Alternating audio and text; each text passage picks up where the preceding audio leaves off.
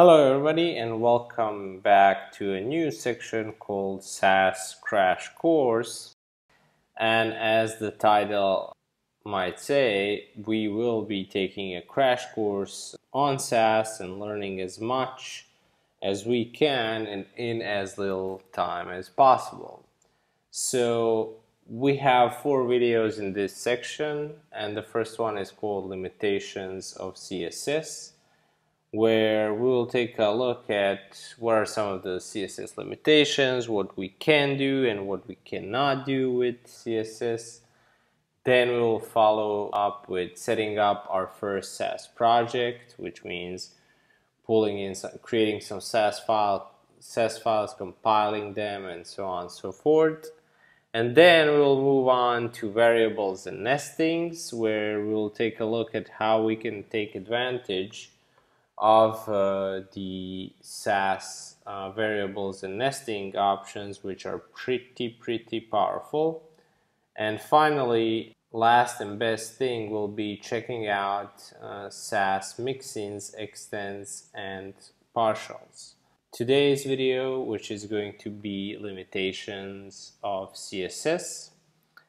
And in this video, we will take a brief history and kind of take a walk down the memory lane of CSS, which is about 20 years old by now, and we will learn about the CSS limitations. We will learn how CSS got started, where CSS is right now, why SaSS is essentially better and has more functionality than CSS, and so on and so forth.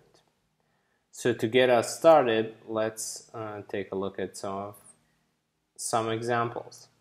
So to give you a couple of examples, for example, one of the great things that SaSS does is it allows us to use variables. So instead of redefining colors or any kind of constant variable through our CSS, all we basically need to do is copy the variable name and define it. So something like this. And SaSS will then later on translate this to 000, or if we change it, it will be 333. So if we want to apply it to the body, now we actually can. And all we need to do if we want to change to something different whenever we need to is change this variable. The same goes for our font stack. If we ever want to redefine our primary font stack, instead of redefining it 10 times, we only change it in the variable.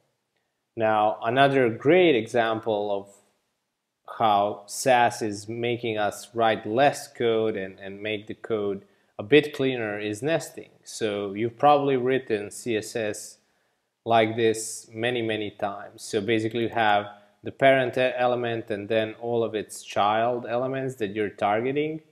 Well, this is pure CSS, and in SaSS, as you can see, all we need to do is nest it. So basically, we open up a parenthesis and everything inside of that parenthesis will actually apply to this nav element, and it will actually get translated to exactly this. So it saved us a lot of time writing that code, and it's 10 times cleaner to somebody who is looking at it for the first time. Now, another great way to speed up the development with SaSS is writing mixins. So for example, you've probably had to create a border radius on some element, and you had to write 5 times or 4 times the value of that radius for different browsers.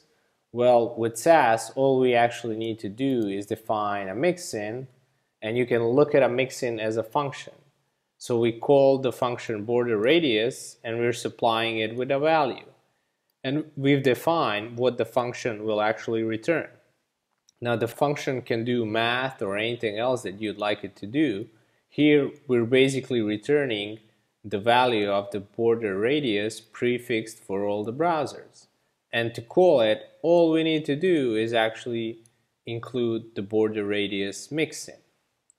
So as you can see, there are clearly great advantages by using SaSS, which is again I would call it an iteration of CSS, an evolution of CSS. It's basically everything that we want from CSS now, but we don't yet have. Of course, there will be a new specification of CSS coming on later on, which is CSS4, and it might include some of the things that we see here.